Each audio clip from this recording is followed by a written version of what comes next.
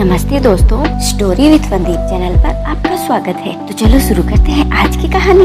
जंगल के एक गुफा में एक शेर शेरनी का जोड़ा रहता था। उनके 2 बच्चे थे। शेर प्रतिदिन जंगल जाकर शिकार करता और उसे लेकर गुफा में आ जाता। गुफा में दोनों मिलकर शिकार का भक्षण किया करते। एक दिन पूरा जंगल छान मारने के बाद भी शेर के हाथ कोई शिकार नहीं लगा। निराश होकर वह वापस लौट रहा था कि रास्ते में उसे एक गीदड़ का बच्चा दिखाई पड़ा। बच्चा जानकर वह उसे मार नहीं पाया और जीवित ही मुंह में दबाकर गुफा में ले आया। उसे शेरनी को सौंपते हुए बोला, आज कोई भी शिकार मेरे हाथ नहीं लगा। वापस लौटते हुए ये गीदड़ का बच्चा दिखाई पड़ा तो मैं इसे उठा लाया। मैं तो इस बच्चे को दयावश खा नहीं पाया, लेकिन यदि तुम चाहो तो इसे खाकर अपनी भूख मिटा सकती हो। शेरनी बोली, जिसे बच्चा जानकर तुम नहीं मार पाई उसे मैं कैसे मार सकती हूँ। आज से यह हमारी तीसरी संतान है और अपने बच्चों की तरह ही मैं इसका पालन पोषण करूंगी। समय बीतने लगा। शेर शेरनी के बच्चे बड़े होने लगे। एक दिन वे तीनों जंगल में खेल रहे थे, तभी एक मदमस्त हाथी आ गया।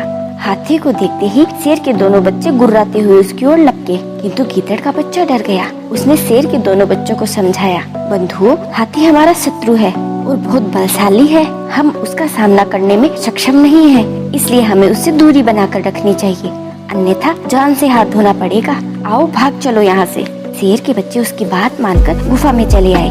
वहाँ उन्होंने शेरनी को जंगल की घटना के बारे में बताया। वे दोनों मिलकर गीदड़ के बच्चे का उपहास करने लगे। अपना उपहास गीदड़ के बच्चे को सहन नहीं हुआ और वह क्रोधित हो गया और बोला, ये सदा मेरा उपहास करते हैं। बताओ मैं इनसे किस मामले में कम हूँ? मैं भी बहादुर हूँ। मैं चाहूँ तो इन दोनों को अभी मजा चखा सकता हूँ। आज ये मेरे हाथों से बचेंगे नहीं।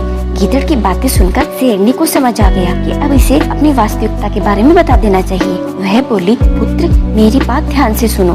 तुम बहादुरी में किसी से भी कम नहीं हो, किंतु जिस कुल में तुम जन्मे हो वहाँ हाथी से शत्रुता मोल नहीं ले जाती। वास्तव में तुम एक गीदड़ हो।